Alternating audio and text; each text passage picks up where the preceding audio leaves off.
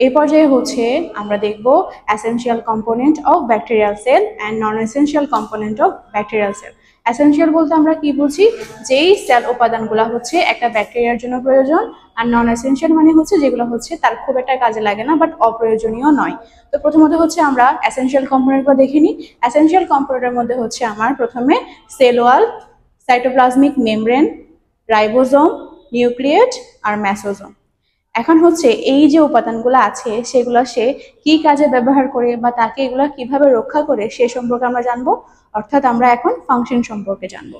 প্রথমত হচ্ছে cell wall. Cell wall মানে আমরা কি বুঝি, সেলের একটা পর্দা যেটা হচ্ছে বাইরের এনভায়রনমেন্টাল সিচুয়েশন থেকে সেলকে প্রোটেক্ট করবে। এখন ব্যাকটেরিয়াল সেল ওয়ালটা কি করে, ফার্স্টে কি লিখছি, give, receive, give, support. That means হচ্ছে কি করে তাকে, অর্থাৎ সে তার যে সেল ওয়ালটা আছে যাতে অন্য কোনো এনভায়রনমেন্টাল কোনো সারাউন্ডিং এর কারণে তার সেল ওয়ালে কোনো রকম এফেক্ট না হয় সেটা হচ্ছে সাপোর্ট করে। সেকেন্ড হচ্ছে কি, protect against osmotic pressure. Osmotic প্রেশারটা হচ্ছে কি, অসমোটিক প্রেশার এমন একটি চাপ যা অর্ধতরল পর্দা ভেদ করতে সহায়তা করে, অর্থাৎ অর্ধতরল পর্দার ভেতর দিয়ে চলাচলের সহায়তা করে। এখন প্রোটেক্ট অ্যাগেন্স্ট, এখন ব্যাকটেরিয়াকে কি করবে, চলাচলকে সহায়তা করবে, অর্থাৎ যদি কোনো কারণে কোনো অন্যান্য কোনো কিছু কারণে ব্যাকটেরিয়া কোনো হোস্ট সেলে প্রবেশ করতে না পারে সেটার ক্ষেত্রে হচ্ছে তার সেল ওয়ালটা তাকে সহায়তা করে। এখন সাইটোপ্লাজমিক মেমব্রেনটা কি, ওর কাজকেও কি করবে, ট্রান্সপোর্ট এনজাইম। একটা ব্যাকটেরিয়া ওটা হোস্ট সেলে তার ডিজিজ প্রডিউসিং ক্যাপাবিলিটিটা ইনক্রিজ করার জন্য সে কি করে, কিছু এনজাইম কাজ করে।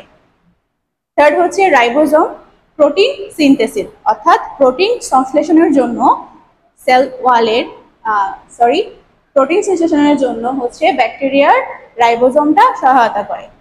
ফোর্থ হচ্ছে কি, নিউক্লিয়েট, যেটা কি করবে, কন্টেইন জেনেটিক ম্যাটেরিয়ালস, অর্থাৎ যে বংশগতি প্রক্রিয়ায় যে জেনেটিক বা জিনগত যে বৈশিষ্ট্যগুলো প্রয়োজন সেই বৈশিষ্ট্যগুলো হচ্ছে আমার ব্যাকটেরিয়াল সেল ওয়ালের নিউক্লিয়েটটা সহায়তা করে।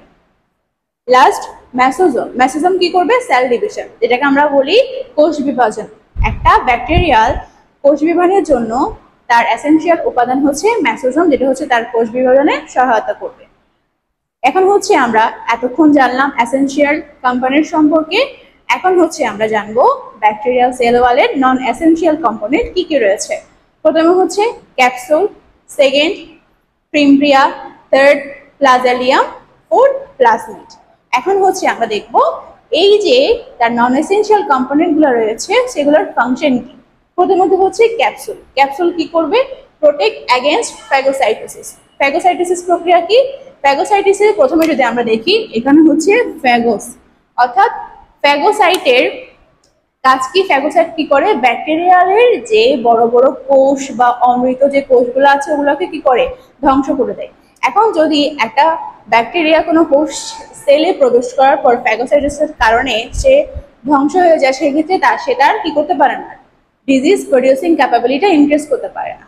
তো সেই ক্ষেত্রে এই ব্যাকটেরিয়ার মধ্যে অবস্থিত যে ক্যাপসুলটি আছে সেটা কি করবে, ব্যাকটেরিয়াকে ওই ফ্যাগোসাইটোসিস প্রক্রিয়া থেকে রক্ষা করবে, যাতে সে কি করতে পারে, তার রোগ সংক্রমণের ব্যাপারটি সে ঘটাতে পারে। এবার হচ্ছে সেকেন্ডে হচ্ছে আমাদের ফিম্ব্রিয়া। ফিম্ব্রিয়ার কাজ কি, ফিম্ব্রিয়া কি করবে, অ্যাটাচমেন্ট অফ হোস্ট সেল, অর্থাৎ একটা ব্যাকটেরিয়া তার সংক্রমণটা সংঘটিত করার জন্য যে বাহকের সাথে সে অ্যাটাচ হবে সে বাহকের সাথে অ্যাটাচ হওয়ার প্রক্রিয়াতে ফিম্ব্রিয়াটা সহায়তা করে। সেকেন্ড আরেকটি কাজ হচ্ছে অ্যাটাচমেন্ট অফ টু ব্যাকটেরিয়া, অর্থাৎ দুইটা ব্যাকটেরিয়া একসাথে সংযুক্ত হওয়ার জন্য, কোথায়, ডিউরিং কনজুগেশন, অর্থাৎ প্রজনন প্রক্রিয়া যাতে সঠিকভাবে সম্পন্ন হয় সেক্ষেত্রে হচ্ছে আমার ফিম্ব্রিয়াটা সহায়তা করে। থার্ড হচ্ছে ফ্লাজেলিয়াম। ফ্লাজেলিয়াম মানে কি, সে কি করবে, মর্টালিটি। আমরা গত ক্লাসেও পড়েছিলাম মর্টালিটি অর্থ কি, মুভমেন্ট, অর্থাৎ একটা ব্যাকটেরিয়ার মুভমেন্টের জন্য তার মধ্যে অবস্থিত যে ফ্লাজেলিয়ামটা সেটি হচ্ছে সহায়তা করে। Fourth plasmid. প্লাজমিড কি করবে, অ্যান্টিবায়োটিক রেসিস্ট্যান্ট অ্যান্ড টক্সিক।